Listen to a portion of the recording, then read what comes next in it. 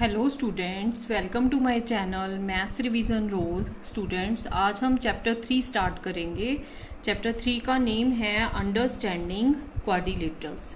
ठीक है, इस चैप्टर को करने से पहले स्टूडेंट्स आज की जो वीडियो है वो इंट्रोडक्शन इसमें हम करेंगे। ठीक है, चैप्टर 3 की जो इंट्रोडक्शन है, इंट्रोडक्शन में हम जो भी इसमें वर्ड्स यूज़ हो रहे हैं, कीवर्ड्स यूज़ हो रहे हैं, उसको समझेंगे। अगर हमें वो क्लियर होंगे तभी हमें एक्सरसाइजेस समझ में आएंगी। तो सबसे पहले जो इसमें 3.1 मैंने इसको नंबर दिया है, जो सबसे पहला हमें पॉइंट क्लियर होना चाहिए, प्लेन कर्व। प्लेन कर्व क्या होती है? देखो स्टूडेंट्स, प्लेन कर्व से हमारा मीनिंग है when we join a number of points without lifting a pencil from the paper we get a plane curve। जब हम एक प्लेन पेपर के ऊपर एक पेंसिल रखते हैं और उस पेंसिल से कुछ पॉइंट्स, जैसे ये पॉइंट है, ये पॉइंट है, ये पॉइंट है, इसको ज्वाइन करते हैं, ठीक है, और बिना पेंसिल को उठाए, ठीक है, जैसे ये, ठीक है, तो ये क्या है? हमारी प्लेन कर्व। ठीक है, when we join a number of points without lifting a pencil from the paper। Paper से हमने पेंसिल को नहीं उठाना है, एक बार पेंसिल रखती तो हमने इसको ड्रॉ करते जाना है, तो ये क्या होती है? Plane curve. ठीक है स्टूडेंट्स, अब ये जो प्लेन कर्व है, ये प्लेन कर्व जैसे कि इस तरह से भी हो सकती है, ठीक है, सर्कुलर शेप में भी हो सकती है, ये लाइन सेगमेंट से मिली हुई भी हो सकती है, ठीक है, या कुछ लाइन सेगमेंट्स और कुछ ऐसे सर्कल शेप में भी हो सकती है। ठीक है स्टूडेंट्स, तो जैसे कि इसमें देखो ये सर्कुलर शेप है, ऐसे देखो इस तरह से ये सर्कुलर शेप में होगी, है ना, और ये आपकी लाइन सेगमेंट से, लाइन से मिली हुई वो होगी, ऐसे ये मैंने ड्रॉ करके रखी हुई आपको समझाने के लिए, ये होगी। अब इसमें ये दो तो लाइन सेगमेंट हो गए, ये और ये क्या हो गया? Circular portion. ठीक है, तो ये इस तरह से भी हो सकती है। अब ये जो है कर्व, ये यहाँ से क्या है? ओपन है, तो इसको क्या बोलेंगे? Open curve. और ये लाइन सेगमेंट से मिलकर बनी है और बंद है, ये देखो यहाँ से यहाँ से यहाँ से यहाँ से यहाँ बंद होगी, तो इसको बोलेंगे हम क्लोज्ड कर्व। ठीक है, और ये जो देखो कर्व है, ये वैसे तो यहाँ से स्टार्ट होके ऐसे और ऐसे होगी, है ना, ये है तो मतलब प्लेन कर्व है, लेकिन ये सिंपल कर्व नहीं है, नॉट अ सिंपल कर्व। ठीक है, ये सिंपल कर्व नहीं है। क्यों नहीं है सिंपल कर्व? क्योंकि ये ऐसे क्रॉस होगी, तो ये नॉट अ सिंपल कर्व। ये भी सिंपल कर्व है, ये भी सिंपल कर्व है, ये सिंपल ओपन कर्व है, ये सिंपल क्लोज्ड कर्व है। ठीक है स्टूडेंट्स, अब नेक्स्ट हमारा जो इसमें टॉपिक हमने समझना है वो है हमारा पॉलीगन्स। ठीक है, polygons, a simple closed curve made up of only line segments is called a polygon. अब पॉलीगन क्या होता है? पॉलीगन एक सिंपल क्लोज्ड कर्व है।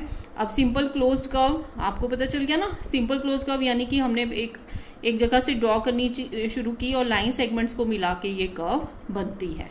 ठीक है, इसमें simple close curve made up of only line segment, ये सिर्फ लाइन सेगमेंट से बनती है, इसमें सर्कुलर पार्ट नहीं होता। देखो ये लाइन सेगमेंट हो गया, ये लाइन सेगमेंट हो गया, ये लाइन सेगमेंट हो गया, और यहाँ जाके ये क्लोज होगी, ये क्लोज्ड होती है। और दूसरा क्या है? ये लाइन सेगमेंट से मिलकर बनती है। दो चीजें याद रखनी है। पॉलीगन क्या होता है?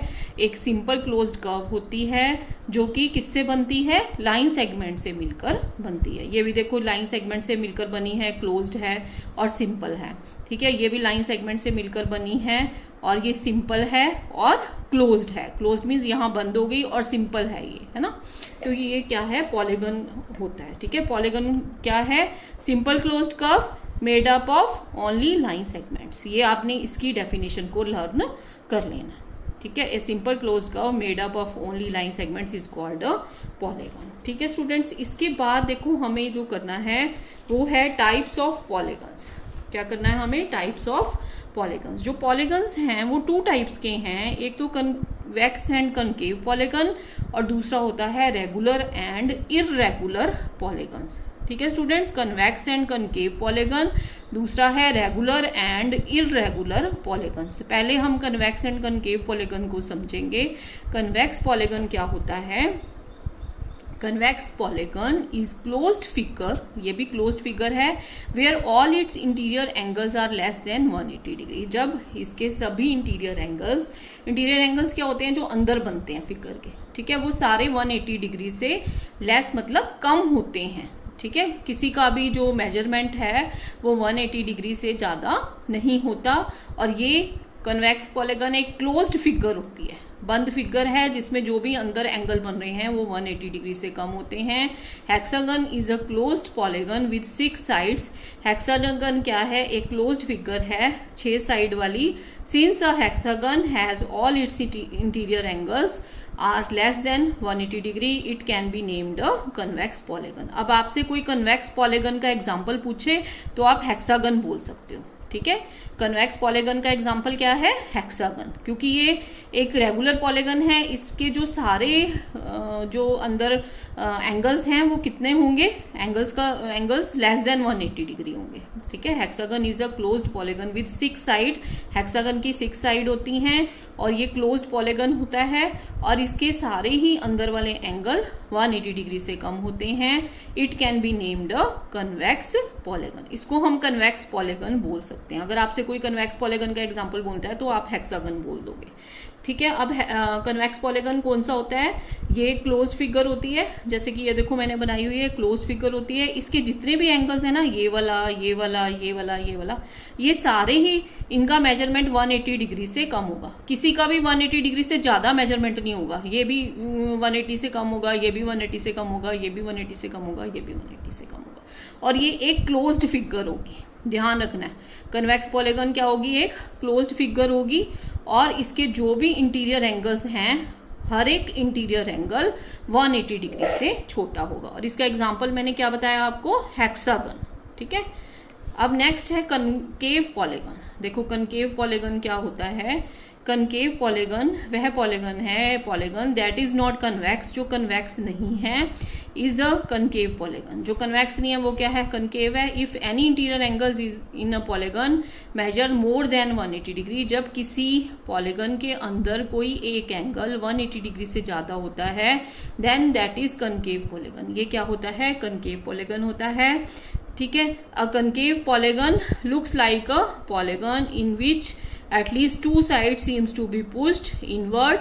For example, a star is a concave polygon. देखो concave polygon में आपको एक सबसे पहली चीज याद रखनी है कि उसके अंदर के इंटीरियर कोई भी एक इंटीरियर एंगल 180 डिग्री से ज्यादा होगा, ठीक है, ये पहली पहचान है। दूसरी, है concave polygon looks like a polygon, एक ऐसे पॉलीगन की तरह नजर आता है जहां पे 2 साइड्स क्या होती हैं, पुश्ड इनवर्ट्स को पुश हो जाती हैं, पॉलीगन के अंदर को 2 साइड्स उसकी पुश हो जाती हैं। और for example a star is a concave polygon, star जो है कनकेव पॉलीगन का एग्जाम्पल है। 2 साइड्स अंदर की तरफ कैसे पुश हो जाती हैं, देखो मैं आपको एग्जाम्पल बता रही हूँ। ये देखो जैसे ये आपका एक पॉलीगन है, ठीक है, अब इसकी ये वाली 2 साइड्स इंटरनली ऐसे पुश हो गई अंदर को, है ना, ये भी और ये वाली भी, ठीक है, ये अंदर को पुश हो गई और ये यहां से मिल गई, ठीक है। अब देखो इसमें हमें ये बताया कि ये स्टार की तरह, ये लग रहा है ना यहाँ से स्टार की तरह, स्टार की शेप आ गई ना यहाँ से, ये देखो ये स्टार की शेप आ जाती है। इसकी कोई भी 2 साइड्स अंदर को पुश हो जाती हैं, ऐसे अंदर को पुश हो जाती हैं और इसका एक एंगल 180 डिग्री से ज्यादा होता है। ये वाला एंगल 180 से ज्यादा होगा, ये 180 से ज्यादा होगा। कैसे, देखो अगर ये लाइन आपको वैसे समझाने के लिए बता रही हूँ, ऐसे मैच कर देते हैं तो ये कितना हो जाएगा 180 यहाँ तक, और ये 180 से ये इतना ज्यादा हो गया, है ना। तो इसका पहचान क्या है कनकेव पॉलीगन की, कि इसका कोई भी एक एंगल 180 डिग्री से ज्यादा होता है। तो ये वाला एंगल 180 डिग्री से ज्यादा है, ठीक है स्टूडेंट्स। इसके बाद हमारा जो पॉलीगन है कन्वेक्स एंड कनकेव हो गया हमारा। इसके बाद हमने जो करना है वो है रेगुलर पॉलीगन। देखो रेगुलर पॉलीगन क्या होता है, रेगुलर एंड इरेगुलर पॉलीगन। देखो regular polygon is both equiangular and equilateral. Regular polygon को आपने याद रखना है, रेगुलर पॉलीगन वह पॉलीगन है जो इक्विएंगुलर है एंड इक्विलेटर है। इक्विएंगुलर मतलब all the angles are equal, equilateral मतलब all sides are equal. Regular polygon में all angles are equal, all sides are equal. इसके एग्जाम्पल क्या हैं, इक्विलेटरल ट्राइंगल एंड स्क्वायर। देखो इक्विलेटरल ट्राइंगल में all sides are equal all angles are equal, सारे angles इसके 60 degree के होते हैं इक्विलेटर ट्राइंगल के, है ना। सम कितना होता है 180, तो ईच एंगल कितने का हो जाएगा 60 डिग्री का, इक्वल हो गए ना। और इसकी सारी साइड्स ये मेजरमेंट में इक्वल होती हैं। अगर ये 3 सेंटीमीटर है तो ये भी 3 और ये भी 3। ये रेगुलर पॉलीगन है। और ये स्क्वायर है, ये भी रेगुलर पॉलीगन है क्योंकि इसके सारे एंगल्स 90 डिग्री के हो जाते हैं, ठीक है। 90 90, ये भी 90 का, ये भी 90 का, और इसकी सारी साइड्स इक्वल हैं। ये अगर 5 है, 4 सेंटीमीटर है, तो ये भी 4 सेंटीमीटर होगी, ये भी 4 सेंटीमीटर होगी, ये भी 4 सेंटीमीटर होगी, ठीक है स्टूडेंट्स। तो इसका ये है कि जो भी रेगुलर पॉलीगन की क्या है पहचान, कि ये ऑल एंगल्स आर इक्वल और साइड्स आर इक्वल। इसमें भी ऑल एंगल्स और ऑल साइड इक्वल हैं, इसमें भी ऑल एंगल्स और ऑल साइड आर इक्वल हैं। इसके एग्जाम्पल क्या है, इक्विलेटरल ट्राइंगल, स्क्वायर, और एक इसका एग्जाम्पल होता है रेगुलर पेंटागन, ठीक है। पेंटागन की भी 5 साइड्स अगर इक्वल हैं, पेंटागन इस तरह से बन जाता है, ये ऐसे ऐसे, ठीक है। इसमें अगर ये साइड, ये सारी साइड्स इक्वल हो जाएंगी तो ये सारे एंगल्स भी इक्वल हो जाएंगे, ठीक है। तो रेगुलर पेंटागन भी जो है, रेगुलर पेंटागन रेगुलर पॉलीगन का एग्जाम्पल है। तो ये 3 बता दिए मैंने example, equilateral triangle, square and regular pentagon. देखो नेक्स्ट जो है वो है इरेगुलर पेंटागन। इरेगुलर पेंटागन क्या होता है? An irregular pentagon is a polygon, sorry irregular polygon, pentagon गलत बोल रही हूँ मैं।